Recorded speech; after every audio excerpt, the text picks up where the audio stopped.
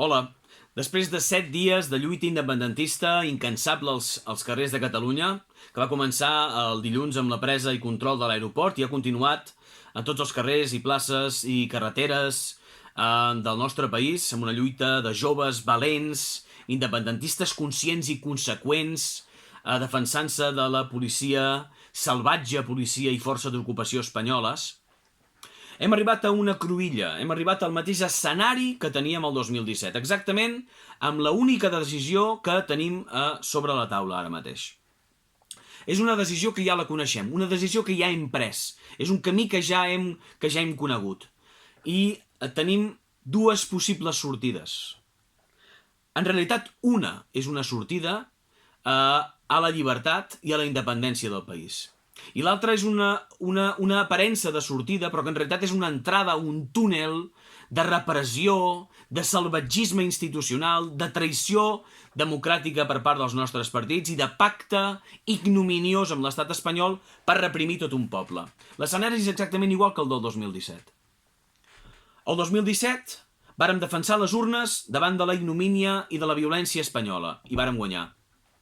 I vàrem esperar que les nostres institucions, els nostres partits polítics independentistes actuessin en conseqüència. Vàrem minimitzar les actuacions als carrers i a les places i a les carreteres, esperant que hi hagués una reacció institucional coherent i valenta i que es portés a terme la independència. Com que nosaltres mateixos vàrem decidir desescalar aquesta situació, és a dir, esperar que passessin coses des de les institucions que ens portessin efectivament i per vies democràtiques i pacífiques a la independència del país, ens hem trobat amb 2 anys de repressió salvatge, amb presó, amb exili, amb empresonaments injustificats, amb porres, amb bales de goma i amb ferits als carrers, i amb unes institucions absolutament ensalvatjades des de part de l'estat espanyol i un govern català absolutament desaparegut i immòbil. Arrel de la nostra decisió, la decisió de desescalar el conflicte, de d'alguna manera fer veure que no existia, d'intentar trobar punts d'encaix, de diàleg amb l'estat espanyol i arribar a una decisió consensuada amb ells sobre l'autodeterminació de Catalunya, que tots sabem que això és fer volar coloms, criar unicorns en una granja aquí al Bages. En aquesta decisió que vàrem prendre nosaltres, ha tingut conseqüències. La conseqüència ha sigut que hem perdut 2 anys de visualització del conflicte real. La premsa internacional, els sectors internacionals van desconnectar de nosaltres, van comprar la idea de que això era un conflicte intern perquè realment és el que els hi estàvem dient nosaltres, pactarem amb l'estat espanyol. Els polítics catalans han seguit venent la capacitat d'influència dels catalans a Madrid, han seguit venent els discursos de pacte, s'ha proposat des d'Esquerra Republicana investir el que avui en dia ens està tancant a la presó i ens està reprimint. S'ha fet des del PDeCAT, Junts per Catalunya, una política de baix perfil on s'ha intentat, diguem-ne, vendre motos de desobediència quan s'obeïa explícitament qualsevol ordre de l'estat espanyol, per repressiva i incoherent que fos. S'ha fet des de la CUP una política de la desaparició, una política del fum, una política del discurset buit i una política de la traïció als seus propis votants. No hi ha hagut cap tipus de proposta per part de la CUP que ens portés en algun moment a tenir un escenari o recuperar un escenari polític, diguem-ne, de valentia i de coherència independentista. Aquests partits polítics són amb els quals vàrem confiar en l'octubre del 2017. I al carrer la gent va dir: desescalem, desapareixem, de moment us deixem fer la feina. I si no la feu ja veurem aviam què passa. 2 anys. Presó, exili, violència, repressió, forces d'ocupació cada vegada més salvatges, llibertats cancel·lades, democràcia desapareguda. Això és el que ha passat amb aquests 2 anys. En el 2019 ens tornem a trobar amb la mateixa decisió. Hem de tornar a prendre la mateixa decisió, amb els mateixos actors. El poble revoltat al carrer, davant de la ignomínia espanyola, davant de l'estat feixista espanyol, tenim la mateixa actitud que vàrem tenir el 2017. Conflicte, embat, defensa legítima als carrers. La gent està esperant que passin coses des de les institucions. No passen, la gent segueix lluitant als carrers. I arriba un dia quan la policia i les forces d'ocupació espanyoles ja estan abatudes, quan la policia i les forces d'ocupació espanyoles queden sense munició de tantes bales que ens han disparat, arriba un dia on que màgicament desapareixen dels carrers. On se'n van? Hi ha una espècie de performance d'Esquerra Republicana i els ridículs politiquets, Trinito, Rufián, que es posen a tirar-se la fotos i són expulsats perquè la gent ja sap de què van. Però hi ha un ambient de desescalada. Hi ha un ambient de decisió de veure aviam què passa des de les institucions. Estem en aquella mateixa cruïlla del 2017. Tensió als carrers, tensió independentista i revolucionària als carrers, i a les institucions, wait and see, aviam què passa.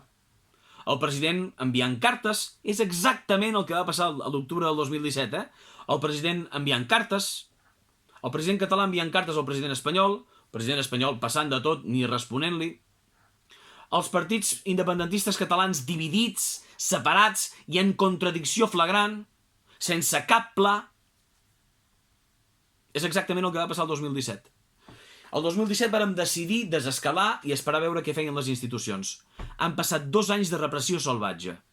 Si en aquest 2019 seguim triant aquest camí, estem triant una altra vegada el camí de la derrota. Estem triant el camí de la desaparició del conflicte. Estem triant el camí de l'ignorància absoluta per part dels mitjans de comunicació internacionals del que passi a Catalunya en les pròximes setmanes, els pròxims mesos o en els pròxims anys. Es tractarà com un afer exòtic, mínimament tractat en les pàgines interiors dels diaris. Deixarem d'ocupar portades, deixarem de ser un problema, deixarem de ser un afer seriós el que cal atendre i cal tractar. Si triem el mateix camí que vàrem triar l'octubre del 2017, ens passarà exactament en els pròxims anys el que ens ha passat des del 2017 fins ara, que és l'acceptació d'un estat de terror a casa nostra, aplicat per part d'un estat feixista, ja totalment amb les màscares fora, de tots els partits polítics espanyols, aplicant lleis injustes, empresonaments sense proves, perversions, perseguint independentistes sense cap tipus de contemplacions, i unes institucions catalanes venudes a un diàleg impossible, venudes que faran veure que tot aquest diàleg, tot això, és possible amb l'estat dels espanyols. Passaran mesos, passaran anys, amb aquesta cantarella que tots sabem que és impossible. Per tant, l'important ara aquí, en les pròximes hores, en els pròxims dies, jo crec que en les pròximes hores, però si no és els pròxims dies també seria possible encaminar-ho, és que rectifiquem la decisió que vàrem prendre el 2017. Que no abandonem els carrers, que no abandonem la pressió, tant a l'estat espanyol com a les institucions catalanes. Perquè de moment el que estem fent és pressionar, diguem-ne, combatre les forces d'ocupació espanyoles, però no estem pressionant de manera efectiva el govern de Catalunya. Estem demanant dimissions, sí, però amb això no n'hi ha prou. No estem posant sota una pressió efectiva el govern de la Generalitat. No estem pressionant els càrrecs electes del govern de Catalunya d'una manera efectiva i ferma perquè facin passos diguem-ne, coherents i conseqüents cap a la independència del país. Ells ens estan portant cap al mateix escenari de derrota que el 2017. Nosaltres hem d'intentar que això canviï i conduir la política del país cap a un escenari de victòria independentista. I això només nosaltres ho podem fer de 2 maneres.